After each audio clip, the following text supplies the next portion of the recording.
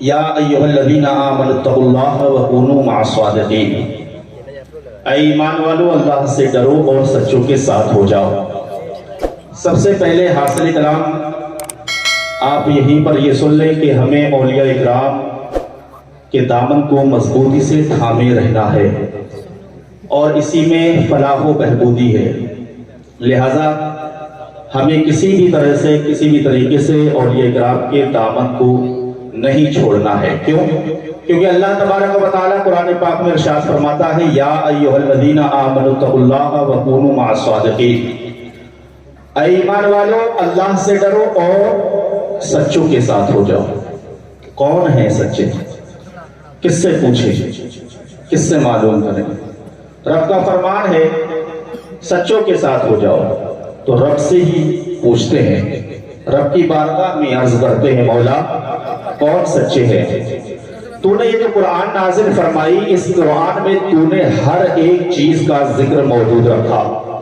یہ قرآن جس میں تو نے ہر ایک چیز کا ذکر موجود رکھا ہے، ہر چیز کو بیان کیا ہے، ہر بیماری کی شفا اس میں موجود ہے۔ یا اللہ تیری بارگاہ میں عریضہ رکھتے ہیں مولا ہمیں بتا کہ سچے کون لوگ ہیں۔ تو نے قرآن میں ہر چیز کا ذکر رکھا ہے، یہاں تک کہ تو نے مولا لال و گوہر کا بھی ذکر قرآن میں رکھا ہے۔ مولا تو نے ہیرے جواہرات کا ذکر قرآن میں رکھا ہے۔ مولا تو نے ان مریضوں کی شفا بھی قرآن میں رکھی ہے جن مریضوں کو دنیا کے تمام ڈاکٹروں نے لا علاج کر دیا ہے۔ مولا تیرا فرمان ہے وَكُلُّ صَغِيرٍ وَكَبِيرٍ مُسْتَطَرٍ کہ میں نے ہر چھوٹی بڑی چیز اس قرآن کے اندر موجود رکھی ہے۔ اس آیت کریمہ کا مفہوم ہے کہ ہر ایک چھوٹی بڑی چیز قرآن کے اندر موجود ہے، یہاں تک کہ مولا نبیوں کی نبوت کا ذکر قرآن میں ہے، رسولوں کی رسالت کا ذکر قرآن میں ہے، آدم کی آدمیت کا ذکر قرآن میں ہے، حضرت یوسف کے حسن و جمال کا ذکر مولا تو نے قرآن میں رکھا ہے، حضرت ایوب کے صبر کا ذکر تو نے قرآن میں کیا ہے، مولا تو نے حضرت ابراہیم خلیل اللہ کے امتحان کا ذکر قرآن میں کیا ہے، حضرت اسماعیل ذبیح اللہ کی قربانی کو مولا تو نے قرآن میں بیان فرمایا ہے، مولا تو نے حضرت موسیٰ کی شجاعت کو قرآن میں فرمایا ہے، مولا تو نے مصطفیٰ جان رحمت کی سیرت کو قرآن میں بیان فرمایا ہے، یہاں تک کہ اور نیچے آئیے مولا صدیق کی صداقت کو قرآن میں بیان کیا، فاروق کی عدالت کو قرآن میں بیان کیا، عثمان ذو النورین کی صحابت کو قرآن میں بیان کیا، علی مرتضیٰ کی شجاعت کو قرآن میں بیان کیا، یہاں تک کہ غوث اعظم کی قطبیت کو تو نے قرآن میں بیان کیا ہے، مولا تو نے ولیوں کی ولایت کو قرآن میں رکھا ہے، مولا تیرا ارشاد ہے وَلَا رَتْبٍ وَلَا يَابِسٍ إِلَّا فِي كِتَابٍ مُبِينٍ، ہم نے ہر خشک و تر کا ذکر ہم نے قرآن میں موجود رکھا ہے۔ مولا تیرے سچے کون ہے؟ تو رب ارشاد فرماتا ہے آؤ قرآن کو کھولو، 5واں پارہ نکالو، چھٹا رکوع دیکھو، اس میں ارشاد فرما رہا ہے انعم اللہ علیہم من النبیین والصدیقین والشہداء والصالحین، میرے جو سچے ہیں وہ صدیقین ہیں، نبیین ہیں، صالحین ہیں، شہداء ہیں، اور یہی وہ لوگ ہیں جن کے ساتھ تمہیں ہونا ہے۔ اگر ان کے ساتھ ہو جاؤ گے تو کامیاب و کامران ہو جاؤ گے، ان کے دامن سے ہٹ جاؤ گے تو گمراہ اوپر مظہر۔ سبحان اللہ سبحان اللہ۔ صدیقین قرآن پاک میں اب یہ سچے ہیں، صدیقین سچے ہیں، صالحین سچے ہیں، نبیین سچے ہیں۔ اب اپنی زبان میں یوں کہیے کہ امام احمد رضا خان فاضل بریلوی سچے ہیں، حضرت شاہ جی محمد شیر میاں سچے ہیں، شاہ مدار سچے ہیں، شاہدانہ ولی سچے ہیں، تاج الشریعہ سچے ہیں، اجمیر کی سرزمین پر معین الدین اجمیری سچے ہیں، بغداد کی سرزمین پر شہنشاہ بغداد قطب ربانی غوث اعظم جیلانی سچے ہیں، حضرت مولا علی سچے ہیں، حضرت عثمان ذو النورین سچے ہیں، حضرت مولا علی سچے ہیں، فاروق اعظم سچے ہیں، صدیق اکبر سچے ہیں، یہاں تک کہ ہمارے जितने भी बुजुर्गाने दीन है सबके सब सच्चे हैं। मुस्तफा जाने रहमत सच्चे, मुस्तफा की तमाम औलाद सच्ची, मुस्तफा के बेटे लक्टे जिगर हसनैन करीमैन सच्चे हैं, मुस्तफा की बेटी सच्चे हैं। अब इन सब के दामन को मजबूती से थाम लो और एक ज़बान होकर के दुनिया को ये पैगाम दे दो कि बुलबुल से बहरहाल नशेमंद न छूटेगा, बुलबुल से बहरहाल नशेमंद न छूटेगा, बागे तबाके खौफ से गुलशन न छूटेगा। अब माहौल गर्चे अपने मुवाफिक नहीं है, ये माहौल गर्चे अपने मुवाफिक नहीं है ये सरकार, मगर आपका दामन न छूटे। नारे तकबीर, नारे रिसालत जिंदाबाद। सरकार मगर हाथ से दामन न छूटेगा, इन लोगों के दामन से वाबस्ता हो जाइए, यही लोग सच्चे हैं। और जितने भी औलिया इकराम, जितने भी सालिहीन हैं, सब के सब सच्चे हैं, इनमें से कोई झूठा नहीं। एक सच्चा वो जिसको लोग अबू सालेह के नाम से जानते हैं, दरिया के किनारे बैठा हुआ, सेब बहता हुआ आया, भूख की शिद्दत, भूख से निढाल सेब को उठाया और खाना शुरू कर दिया। आधा ही सेब खा पाए थे कि अंदर से तकवा परहेजगारी ने झुझोरना शुरू किया। अरे अबू सालेह, तुम ये क्या कर रहे हो? जिस सेब को तुम खा रहे हो तुम्हें मालूम भी है ये सेब किसका है? ये फल जो तुम खा रहे हो, अपनी भूख मिटा रहे हो, तुम्हें मालूम है कि ये सेब किसका है? इसका मालिक कौन है? जब तुम्हें मालूम नहीं है तो फिर इस सेब को तुमने उस मालिक की इजाजत के बगैर खाने की कोशिश कैसे की? हजरत अबू सालेह की बात ये समझ में आ जाती है, अंदर से झंझोरती है आपकी तकवा और परहेजगारी। जब इतना अपने अंदर की आवाज को सुनते हैं, आधा सेब खाया हुआ लेकर के उसी रास्ते पर निकल जाते हैं। उसी रास्ते पर एक बाग पड़ता है, बाग में दाखिल होते हैं, क्या देखते हैं कि एक बुजुर्ग अल्लाह की इबादत फरमा रहे हैं। इबादत से फारिग होने के बाद अबू सालेह मूसा जंगी दोस्त सलाम अर्ज करते हैं। सलाम अर्ज करने के बाद वो बुजुर्ग जिसका नाम अब्दुल्ला सौमाई है, इरशाद फरमाते हैं, ऐ नौजवान क्या बात है, तेरे आने का मकसद क्या है? अबू सालेह इरशाद फरमाते हैं कि मैंने एक सेब, आपके बाग का एक सेब आपकी बगैर इजाजत खा लिया है, इजाजत के बगैर खा लिया है। हुजूर, आप मुझे इजाजत दे दीजिए, या फिर जो मैंने बगैर इजाजत काम किया है उसकी आप मुझे जो सजा देंगे उस सजा को मैं कबूल करने के लिए तैयार हूँ।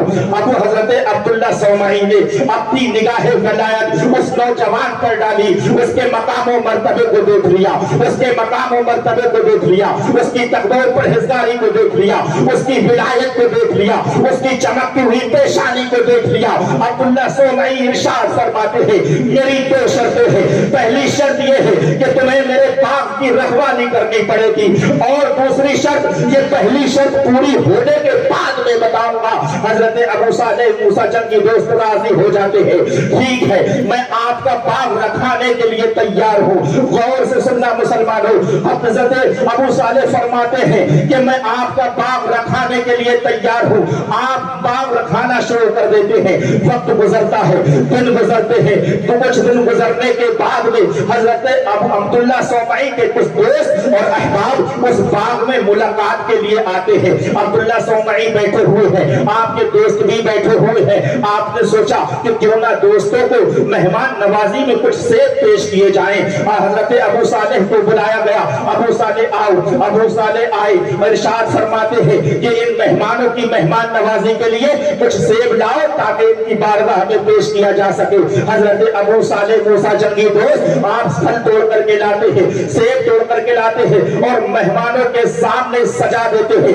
मेहमान जब खाना शुरू करते हैं तो कोई से फीका निकलता है, कोई से खट्टा निकलता है, कोई से परवा निकलता है। तमाम मेहमान एकदम से गुस्से में आ जाते हैं, کہ اے عبداللہ سومئی یہ کیسا آپ کا نوکر ہے جس کو مہمانوں کی مہمان نوازی کرنا نہیں آتا ہے، اس کو یہ بھی نہیں معلوم ہے کہ اس باغ میں کون سا سیب میٹھا ہے، اس کو یہ بھی نہیں معلوم کہ اس باغ کے کون سے درخت کا پھل میٹھا ہے، ارے یہ تو کچھ جانتا ہی نہیں، اس کو تو کچھ پتا ہی نہیں ہے۔ تو مسلمانوں ابو صالح کا جواب سنو، ابو صالح ارشاد فرماتے ہیں کہ پتا اس کو ہوتا ہے جو پھلوں کو کھایا کرتا ہے، مجھے یہاں رکھوالی کے لیے رکھا گیا ہے، میں نے کوئی سیب نہیں کھایا ہے، میں سیبوں کو نہیں کھاتا ہوں کیونکہ میں نے صرف ایک سیب کھایا تھا، اس کی سزا یہ مل رہی ہے کہ میں آج اس بات کو رکھا رہا ہوں، اگر اور زیادہ سیب کھا لیتا تو اس کا کیا عالم ہوتا۔ یہ حضرت ابو صالح کی تقوی و پرہیزگاری، انہوں نے کوئی سیب نہیں کھایا۔ عبداللہ سومئی سارا ماجرا دیکھ رہے ہیں، سارا ماجرا ملاحظہ فرما رہے ہیں، اپنے دوستوں سے ارشاد فرماتے ہیں اے میرے دوستو، میرے اس غلام پر، میرے اس نوجوان پر بھڑکنے کی ضرورت نہیں ہے، تم اس کے مقام و مرتبے کو نہیں جانتے، تم اس مقام و اس کے مرتبے پرہیزگاری کو نہیں جانتے۔ ایک مرتبہ جب میں اپنے گھر سے نکلتا ہوں، تیز آندھی ہے، سخت اندھیرا ہے، میں راستے سے نکل رہا ہوں، مجھے معلوم ہوا کہ راستے میں جو جو باغ پڑتے گئے ان تمام باغوں کے پھل زمین پر آندھی کی وجہ سے گر گئے، سب کے سب گر گئے، کسی کے کچھ گر گئے، کسی کے سب گر گئے۔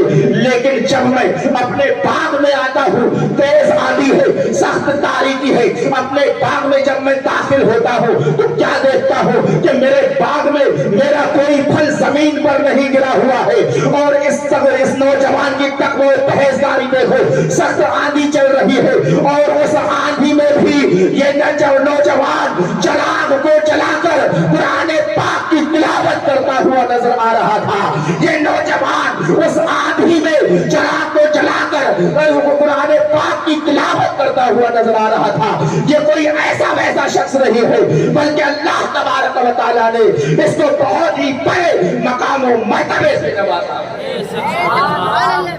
عبداللہ سو حضرت ابو صالح موسیٰ جنگی دوست کون ہے؟ یہ غوث اعظم کے باپ۔ شرط مکمل ہوئی، دوسری شرط کیا تھی؟ بیٹی سے شادی کرنا، جس نے جو اندھی، لولی، لنگڑی، کیسے کہ اس نے کبھی بری چیزوں کو نہیں دیکھا اس لیے اندھی ہے، برے کاموں کی طرف اپنے پاؤں سے چلنے کے لیے نہیں گئی اس لیے لنگڑی تھی، اور لولی اس لیے تھی کیونکہ اس نے کبھی کسی غلط چیز کو اپنے ہاتھوں سے پکڑا نہیں۔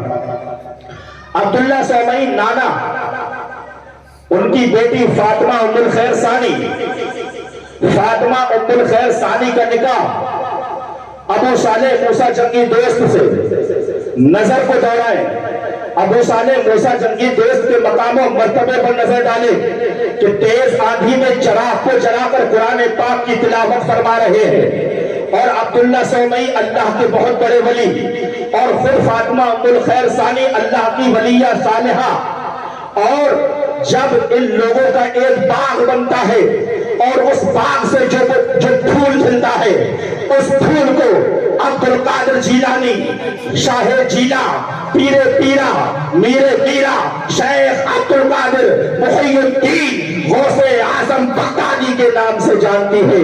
اعلیٰ حضرت فرماتے ہیں واہ کیا مرتبہ، اے غوث ہے بالا تیرا، اونچے اونچوں کے سروں سے قدم اعلیٰ تیرا، اور سر بھلا کیا کوئی جانے کہ ہے کیسا تیرا، اولیاء ملتے ہیں آنکھیں وہ ہے تلوار۔ ایسے لوگ، اور یہ سب معاملہ ہے گھرانے سے۔ جب ماں فاطمہ ام الخیر ثانی ہو تو بیٹا عبد القادر جیلانی ہوا کرتا ہے، ماں جب نیک ہو تو بیٹا غریب نواز معین الدین چشتی ہوا کرتا ہے، ماں جب نیک ہو تو امام احمد رضا خان فاضل بریلوی ہوا کرتے ہیں، ماں جب نیک ہو تو حضور تاج الشریعہ جیسی اولاد ہوا کرتی ہے، ماں جب نیک ہو تو محدث حق دہلوی جیسی اولاد ہوا کرتی ہے، ماں جب نیک ہو تو حضرت شاہ مدار جیسی اولاد ہوا کرتی ہے، ماں جب نیک ہو تو حضرت امام اعظم جیسی اولاد ہوا کرتی ہے، اور ماں جب نیک ہو قرآن کی تلاوت کرتی ہو تو بیٹا سید الشہداء امام عالی مقام امام حسین ہوا کرتا ہے، جو اپنے تمام خاندان کو کٹانے کے بعد، لٹانے کے بعد اور خود اپنے سر کو کٹانے کے بعد نیزے پہ کھڑے ہو کر کے قرآن پاک کی تلاوت کرتا ہوا نظر آتا ہے۔ یہ سب کا سب اثر جو ہوتا ہے ماں اور باپ کی وجہ سے۔ بے شک حق ہے، حق ہے۔ سیدنا غوث اعظم رضی اللہ تعالیٰ عنہ نے بڑی قربانیاں دی ہیں۔ آج ہم سنتے ہیں کہ غوث اعظم نے یہ کر دیا، وہ کر دیا، اتنے مردے زندہ کیے، اتنی کرامتیں سنی غوث اعظم کی۔ ان کے اندر بھی سب سے اہم جو چیز تھی نا وہ کیا تھی؟ علم کی۔ طالب علمی کے زمانے میں انہوں نے اپنی والدہ سے اجازت طلب کی کہ ماں مجھے علم حاصل کرنے جانا، تو ماں نے فوراً اجازت دے دی، جبکہ ان کا کوئی اور دیکھ بھال کرنے والا نہیں تھا۔ انہوں نے یہ نہیں کہا کہ بیٹا میرا بڑھاپے کا وقت ہے، میں تم کو اپنے سہارے کی لاٹھی بنانا چاہتی ہوں، نہیں، کوئی رکاوٹ نہیں ڈالی، جاؤ تمہیں علم سیکھنا ہے سیکھو۔ غوث اعظم فرماتے ہیں کہ طالب علمی کا زمانہ اتنا دشوار تھا، اتنی قحط سالی پڑی ہوئی تھی، اتنی پریشانیاں تھی کھانے پینے کی، خرچے کی، کہ مجھے جب بھوک لگتی تھی تو میں جنگل میں جا کر کے درختوں کے پتوں کو کھا لیا کرتا تھا اور علم حاصل کیا کرتا تھا۔ میں نے درختوں کی چھالیں کھا کھا کر کے علم حاصل کیا ہے، اور اتنا علم حاصل کیا، خود آپ ارشاد فرماتے ہیں درست العلم حتی صرت کتبا، میں نے اتنا علم حاصل کیا اللہ تبارک و تعالیٰ نے مجھے کتب بنا دیا۔ بے شک سبحان اللہ، سبحان اللہ۔ اللہ تعالیٰ نے مجھے کتب بنا دیا۔ اور غوث اعظم رضی اللہ تعالیٰ عنہ خود ارشاد فرماتے ہیں کہ یہ دنیا علم کی وجہ سے اللہ رب العزت نے مجھے بہت بہت بڑے مقام و مراتب سے نوازا ہے۔ یہ دنیا، اس دنیا کو میں اس طریقے سے دیکھ لیتا ہوں جیسے کہ ہاتھ پر رائی کا دانہ دیکھ لیا جاتا ہے۔ آپ فرماتے ہیں نظرت الی بلاد اللہ جمعا، نظرت الی بلاد اللہ جمعا کخردلۃ علی حکم اتصالی، میں دنیا کو، عالم کو اس طریقے سے ملاحظہ کر لیتا ہوں جس طریقے سے ہاتھ پر رائی کا دانہ رکھ کر کے دیکھ لیا جاتا ہے۔ یہ غوث اعظم کا مقام و مرتبہ ہے۔ غوث اعظم فرماتے ہیں مریدی لا تخف اللہ ربی، اے میرے مریدو تمہیں ڈرنے کی ضرورت نہیں، تمہیں گھبرانے کی ضرورت نہیں ہے، بلکہ میرا رب اللہ ہے، اور جب رب میرا اللہ ہے تو تمہیں کسی طریقے سے ڈرنے کی ضرورت نہیں ہے۔ مریدی لا تخف اللہ ربی، میرے مریدو مت ڈرو کیونکہ میرا رب اللہ ہے۔ اب مت ڈرو، کہاں نہ ڈرو؟ اگر گاؤں کا کوئی پردھان کہے کہ مت ڈرو تو اس کا مطلب یہ ہے کہ گاؤں کے اندر ہمیں نہیں ڈرنا ہے۔ ودھایک کہے نہ ڈرو مطلب تحصیل کے اندر نہیں ڈرنا ہے۔ اگر میئر کہے مت ڈر تو اس کا مطلب ہمیں ضلع کے اندر نہیں ڈرنا ہے۔ سی ایم کہے تو ہمیں صوبے کے اندر نہیں ڈرنا ہے۔ پی ایم کہے تو ہمیں ہندوستان کے اندر نہیں ڈرنا ہے۔ ہم غوث اعظم سے پوچھتے ہیں غوث اعظم آپ فرماتے ہیں مریدی لا تخف، اے میرے مریدو تمہیں ڈرنے کی ضرورت نہیں ہے، بلکہ تمہیں ڈرنے کی ضرورت نہیں ہے۔ جو ہے غوث اعظم آپ ہمیں بتائیے ہم کہاں نہ ڈریں، اس دنیا میں نہ ڈریں یا پھر آخرت میں بھی نہ ڈریں۔ آپ فرماتے ہیں آپ کا ایک مصرع ہے جس کا ترجمہ یہ ہے کہ یہ دنیا اور یہ زمین و آسمان پر میرے ٹنکے بجا کرتے ہیں۔ آپ فرماتے ہیں بلاد اللہ ملکی تحت حکمی، اللہ کے جو ملک ہے وہ میرے نیچے ہے، ان پر میری حکومت ہے۔ تو اس کا مطلب یہ ہے غوث اعظم فرما رہے ہیں کہ نہ تمہیں جینے، نہ تمہیں زندگی میں دنیا پر ڈرنا ہے اور نہ ہی مرنے کے بعد تمہیں آخرت میں ڈرنا ہے، کیونکہ اللہ ربی، میرا رب اللہ ہے، تمہیں ڈرنے کی کوئی ضرورت نہیں۔ سیدنا غوث اعظم رضی اللہ تعالیٰ عنہ کا فرمان قدمی حاضری علی رقبت کل ولی اللہ، اس کی بہت دھوم مچی تھی اس وقت بھی۔ اولیاء اکرام میں جہاں جہاں اولیاء اکرام موجود تھے سب نے سنا۔ بہجت الاسرار کا جو واقعہ ہے حضرت شیخ احمد بن ابی القاسم بطائحی فرماتے ہیں کہ ایک مرتبہ میں لبنان پہاڑ پر پہنچ گیا تاکہ وہاں کے ایک بزرگ کی زیارت کروں، اور وہاں پر جو بزرگ تھے ان کا نام تھا شیخ حبلی۔ ان سے میں ملا، میں نے ان سے کہا حضور اس پہاڑ میں عبادت کرتے ہوئے آپ کو کتنا وقت ہو گیا ہے؟ شیخ حبلی فرماتے ہیں کہ مجھے یہاں پر عبادت کرتے ہوئے 60 سال ہو چکے ہیں۔ حضرت شیخ احمد بن ابی القاسم بطائحی فرماتے ہیں آپ نے ان 60 سالوں میں کچھ عجیب چیزوں کو نہیں دیکھا؟ شیخ حبلی فرماتے ہیں ہاں دیکھا۔ 559 کا ہجری کا معاملہ ہے کہ میں یہاں موجود تھا۔ 559 ہجری میں کیا دیکھتا ہوں، کچھ لوگوں کی جماعت ہوا میں اڑتی ہوئی کہیں جا رہی ہے، ہوا میں اڑتی ہوئی جا رہی ہے۔ ان میں سے ایک کو میں نے پوچھا کہ آپ لوگ کہاں جا رہے ہیں؟ تو انہوں نے کہا، وہ فرماتے ہیں کہ ہمیں حضرت خضر علیہ السلام نے حکم دیا ہے کہ ہم ابھی کے ابھی عراق کی طرف ایک شہر ہے بغداد، وہاں پر ایک شخص ہے جس کا نام عبد القادر ہے، ہم اس کی تعظیم و تقریب کے لیے جا رہے ہیں۔ پوچھا کیوں جا رہے ہو؟ فرماتے اس لیے جا رہے ہیں کیونکہ حضرت خضر نے ہم سے ہمیں حکم دیا ہے کہ ان کی تعظیم و توقیر کی جائے۔ حضرت شیخ حبلی فرماتے ہیں کیا میں آپ کے ساتھ چل سکتا ہوں؟ وہ شخص کہتا ہے ٹھیک ہے آپ چلیں۔ شیخ حبلی فرماتے ہیں کہ میں بھی اڑنے لگ جاتا ہوں، میں بھی اڑنے لگ جاتا ہوں، اور جب میں بغداد کی سرزمین پر پہنچتا ہوں تو کیا دیکھتا ہوں، وہاں اولیاء اکرام کی جماعت سجی ہوئی ہے، باری در باری لوگ جاتے ہیں، اپنے سروں کو جھکاتے ہیں اور واپس اٹھ جاتے ہیں، یہاں تک کہ جو لوگ اڑتے اڑتے وہاں پہنچے تھے وہ سب کے سب اپنے سروں کو جھکاتے ہیں اور اٹھ جاتے ہیں۔ میں نے کہا معاملہ کیا ہے؟ تو سننے میں آیا کہ معاملہ یہ ہے غوث اعظم نے اپنا فرمان جاری کیا ہے، قدمی حاضری علی رقبت کل ولی اللہ، میرا یہ قدم تمام ولیوں کی گردنوں پر ہے۔ بس یہی فرمان کو سن کر کے ہم اپنے سروں کو جھکا رہے ہیں۔ اعلیٰ حضرت فرماتے ہیں واہ کیا مرتبہ اے غوث ہے بالا تیرا، اونچے اونچوں کے سروں سے قدم آلہ تیرا، اور سر بھلا کیا کوئی جانے یہ ہے کیسا تیرا۔ اولیاء ملتے ہیں آنکھیں وہ ہے طلبہ تیرا، اور دل ابس خوف سے پتا سا اڑا جاتا ہے، دل ابس خوف سے پتا سا اڑا جاتا ہے۔ پلہ ہلکا سے ہی بھاری ہے بھروسہ تیرا، پلہ ہلکا سے ہی بھاری ہے بھروسہ تیرا، اور تو حسینی حسنی کیوں نہ محی الدین ہو۔ اے خضر مجمع بحرین ہے چشمہ تیرا، اور اے خضر مجمع بحرین ہے چشمہ تیرا۔ اور اعلیٰ حضرت فرماتے ہیں مرغ سب بولتے ہیں بول کے چپ ہوتے ہیں، مرغ سب بولتے ہیں بول کے چپ رہتے ہیں، ہاں اصیل ایک نوا سنج رہے گا تیرا وے سبحان اللہ سبحان اللہ۔ ہاں اصیل ایک نوا سنج رہے گا تیرا۔ سیدنا غوث اعظم رضی اللہ تعالیٰ عنہ کا بہت